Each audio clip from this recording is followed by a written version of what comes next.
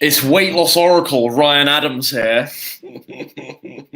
And thank you very much for joining me for this live stream. Important one today. I am going to disclose, I'm going to reveal to you how to drop a little bit of extra weight every week, every month, 3 to 5 pounds per month with this vegan nutrition hack that I'm about to share with you. So maybe you are losing weight nicely right now. This is something that could just give you a little more edge, make that journey even more efficient.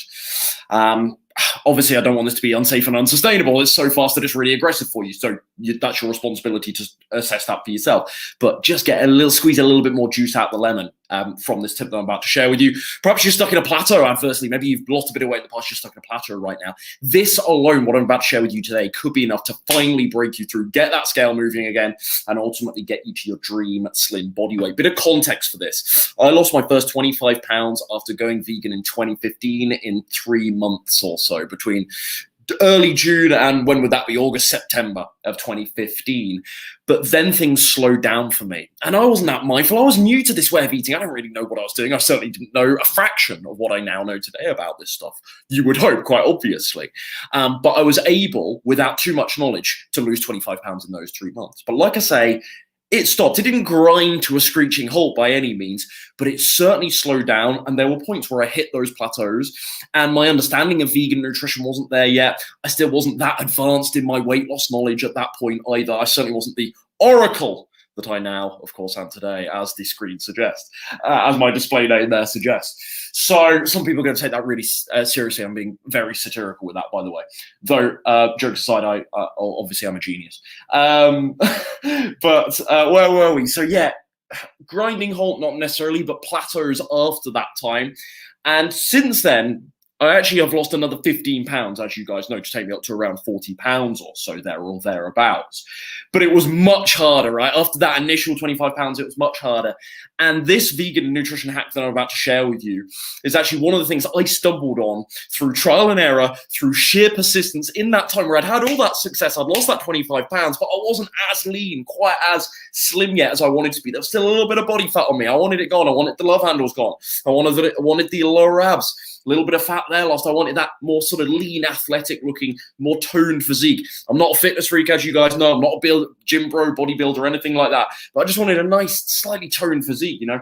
And yeah, this is one of the things that made a massive, massive difference to me. But I only stumbled across it through sheer trial and error, persistence, and so hopefully just shaving some time off your weight loss journey by sharing what I'm about to share with you.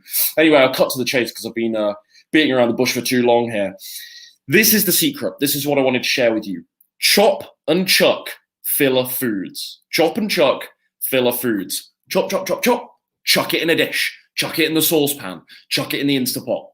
There's the theme. By filler foods, I mean foods that not only fill you up, clues in the name, but foods that have an incredibly low caloric density. So yes, they're filling you up. They are filling. But at the same time, and they're a great way to bulk up your meals, but they're a great way to bulk up your meals without adding all of these extra calories.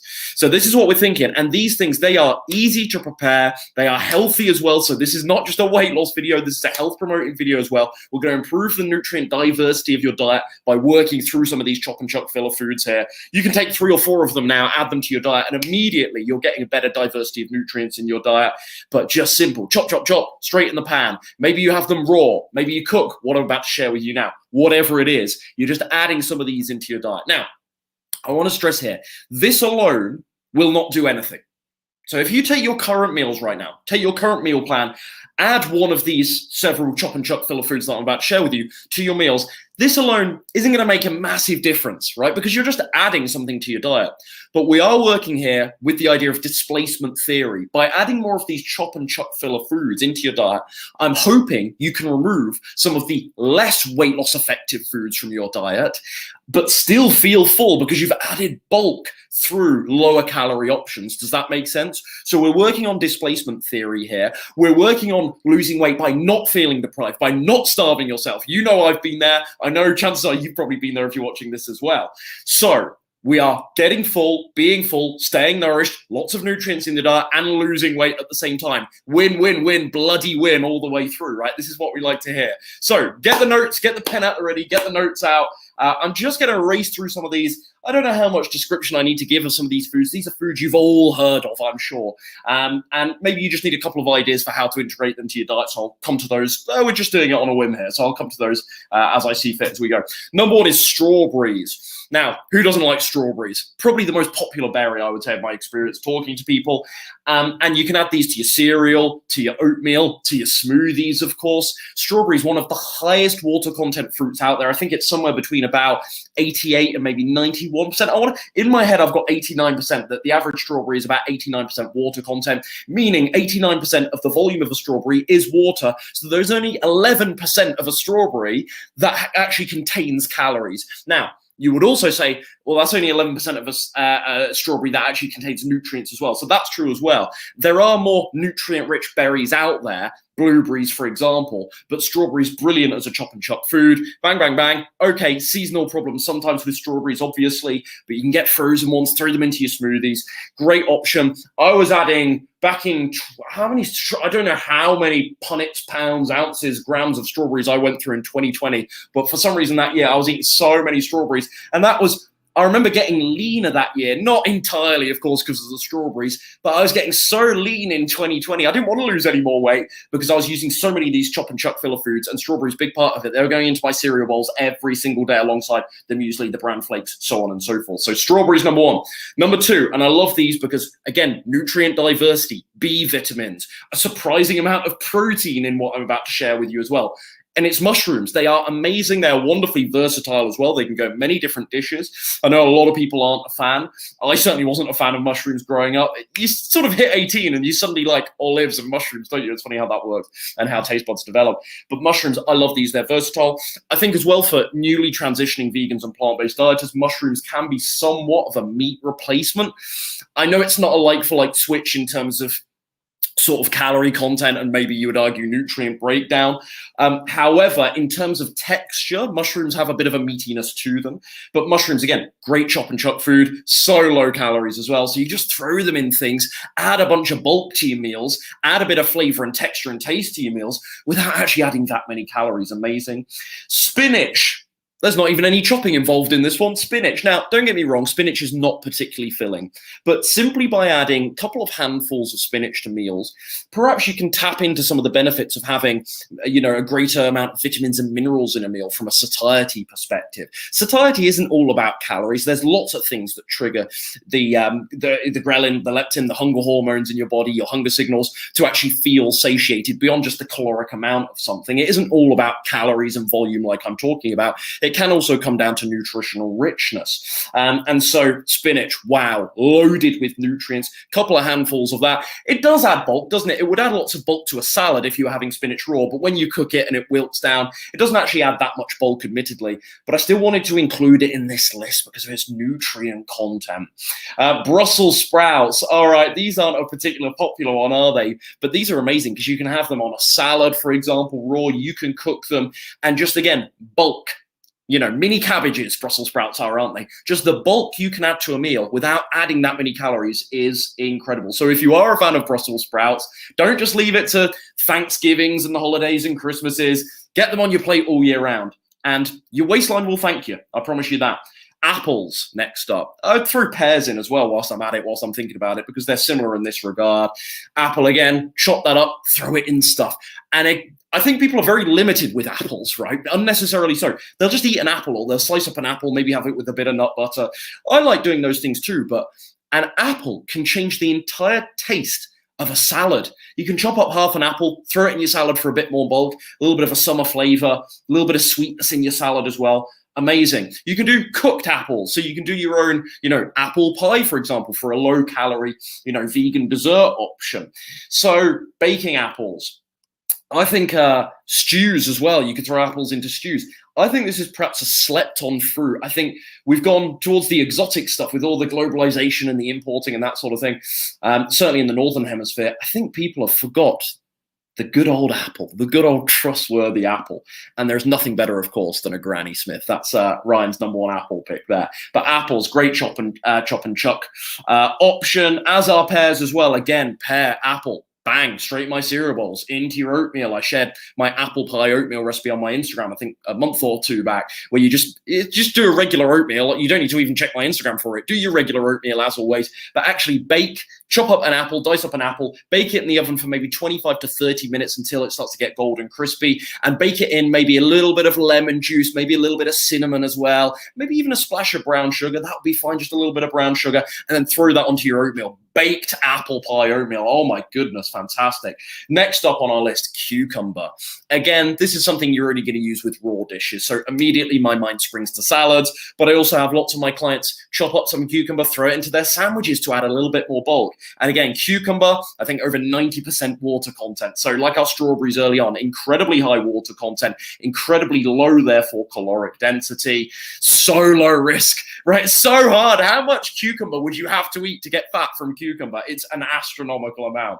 Next up on our list, carrots. Again, seriously versatile, cooked or raw. Shred some carrots into your salad. Shred some carrots into your Buddha bowl. Do them in a ramen.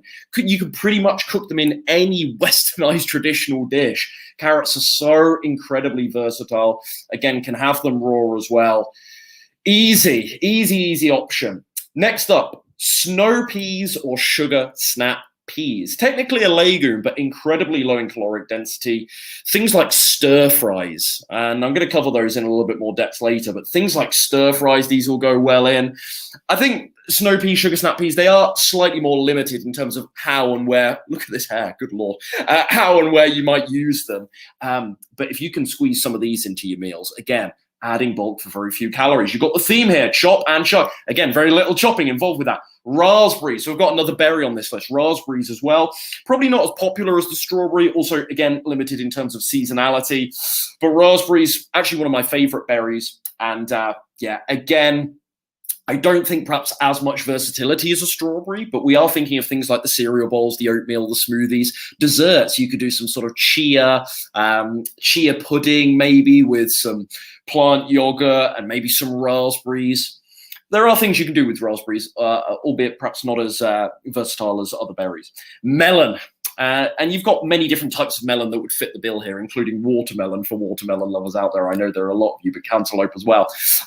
Yeah, melon is just, again, some absurd amount. I mean, it depends what the melon is in question, but something like, 3 ounces of lemon being, melon being, in the region, depending on the type of melon, of 3 ounces of melon, which is a decent amount. If you chop up and weigh out 3 ounces of melon, you'll be amazed at how much food that actually is, coming in at something like, depending on the type of melon in question, something like 40 to maybe upper end 60, 70 calories. So yeah, I think we calculated for a client yesterday, they were enjoying cantaloupe, and that was, I think we were working out that perhaps around 5 or so ounces was about 85 or so calories. So just unbelievable the amount of melon you can eat and actually not consume that many calories. So melon, something, again, the way I feel about melon is, I do like melon, particularly watermelon, but it is something I really only have in the summer. And I also think it's not really something you can combine well with. You'll only ever really see me have melon when I do my little fruit platters, which I do perhaps once or twice a week at most. And you'll see me do those. And that's really the only time I'll actually have melon, because it doesn't really integrate into other dishes particularly well, I find. But if you can start your breakfast, maybe for breakfast tomorrow, you found that you've been overeating lately. Maybe breakfast tomorrow, you do your usual oatmeal, but maybe you have a couple of ounces of melon and get the water content from that, hydrating water content before you go to your oatmeal. You'll be amazed how much that fills you up before you've even had that much oatmeal. And then you're just adding. And you're already at a certain level of satiety before you even get your oatmeal. Does that make sense? Sorry, when I say adding that, you're adding all this bulk, all this water content to your system, then you go for your oatmeal on top of that. So with these chop and chuck filler foods, I'm talking about them like you throw them into dishes, as you can with most of them, melon being an exception. But you can throw them into various dishes and they're fairly versatile, so on and so forth. You can also just do them before or on the side of a main meal. Treat it like a side dish. Treat it like an appetizer to your main meal to already achieve a decent level of fullness. If you've noticed for the past couple of nights you've been overeating at dinner, maybe get in a couple of ounces of melon, of strawberries, of raw veggies like our carrots, maybe some celery. It wasn't on this list, but celery and a little bit of hummus. And have a decent sized bowl of raw veggies, not actually consuming that many calories, a couple of ounces of melon, not actually consuming that many calories, and then go to your dinner, right? Treat it like an appetizer to already fill up on that. Again, good weight loss hacks here, if I don't say so myself. And the final thing on our list, although there's others, I can think of broccoli. What else is coming to my mind? Cauliflower. But I think this works particularly well as zucchini because, again, chop it up, throw it into lots of things. To be honest, zucchini, my favorite way of doing it, this is a pro tip for you guys. You can just bake zucchini in the oven. So slice it in half, lay it on its side, lay it on its back rather. Sprinkle a little bit of salt and pepper on. You actually don't need that much. You can do some of the other things as well if you want to be fancy. You do some herbs and spices. Throw it into your oven. Bake it on medium heat, let's say 180 degrees, or what's that, about 390, 380, 390 Fahrenheit, Celsius, 180 Celsius, so on and so forth. Blah, blah, blah, blah. Where am I? Yeah, bake it in your oven till it starts to get soft. How long is that going to take? Maybe 20, at the most 25 minutes. And that is just delicious. Absolutely delicious. I always say there's a couple of types of vegetables that you actually, if you bake them, you hardly even need to season them, right? I said salt and pepper there. You don't even need that because it just tastes so delicious after being baked. Mushrooms are another one. I could just literally put mushrooms in the oven and when they come out, delicious to me. I don't need to add anything else, but a little bit of salt, a little bit of pepper will do no harm. So zucchini or courgette for my fellow Brits is the last on this list. So that's it. You chop this stuff up. You can throw them into various dishes, have them as appetizers and sides like I talked about with the melon. Do you like these? Let me know in the comments. Do you like lots of these foods? I guarantee for even the picky eaters out there, there'll be at least one or two things on this list that you can start adding to your diet right now. But again, I want to be very clear here. If you just add these in addition to your current diet, they aren't going to make much of a difference. The beauty of these foods is that they can displace some of the crap, excuse my harsh language, but it's true, some of the utter junk that lots of you are eating right now. Get that stuff out of your diet, fill up on lower caloric density, nutrient-rich foods instead, and achieve a much greater level of fullness for fewer calories comparatively. Oh, this is fantastic for the old waistline. It really, really is. So those are my chop and chuck filler foods. But the good news is we are not done yet. 15 minutes in, we're not done yet.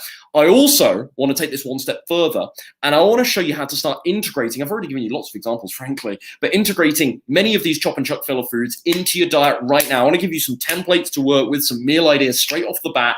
And it starts with this, right? These are Ryan's 4 S's, my 4S body fat shredding meals, right? And I mean it as well. It sounds like I'm being cheesy and dramatic, but it's true. These are some of my favorite, these are 4 of my favorite waistline shrinking meals, the 4 S's here. And I utilize these particular meal templates and bowls and whatnot with my clients every single day. And we're seeing pounds drop on the scale. We're seeing people fitting into new clothes. Like I had a bunch of, when we put up the March win wall in our Facebook group, a bunch of people saying they're fitting into new clothes now, fitting into old clothes that they haven't worn for 10, 15 years.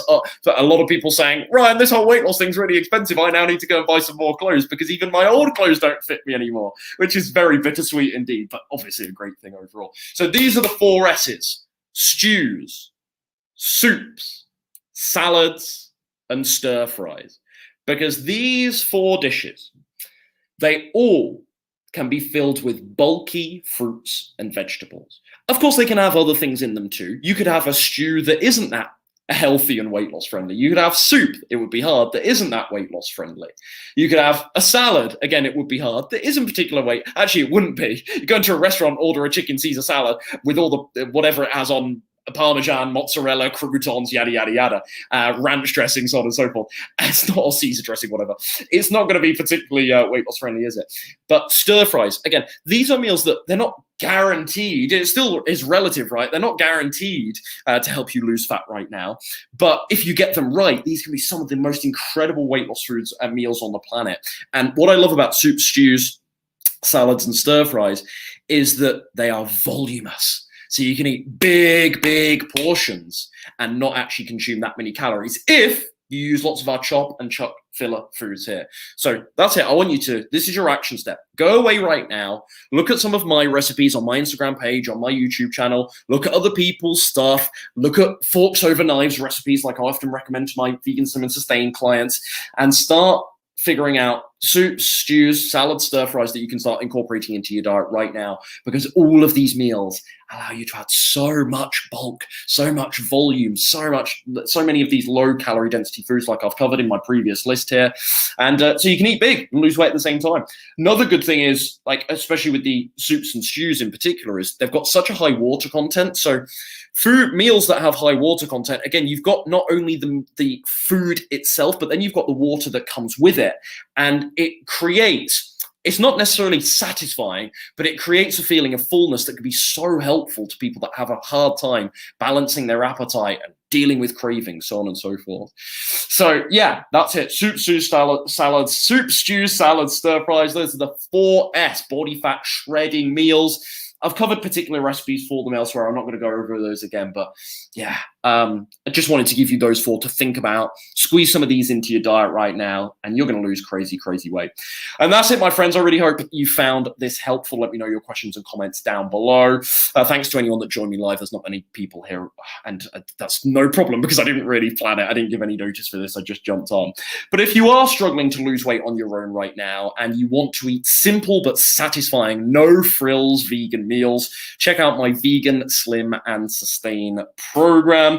You get to work one-on-one with me, like 330 now vegans and plant-based dieters have since I set up the program in 2020, and I will personally show you how to lose 10, 15, 20, 25 pounds or more in the next 12 weeks and create healthy habits that you can sustain for life without, and this is maybe the most fun part, without having to count a single calorie. Because good Lord, that can drive you absolutely nuts, can't it? So you can go and visit veganslimandsustain.com. That's veganslimandsustain.com, but I'll also link it down below for more info on my program there. Thank you very much all. See you soon. Take care.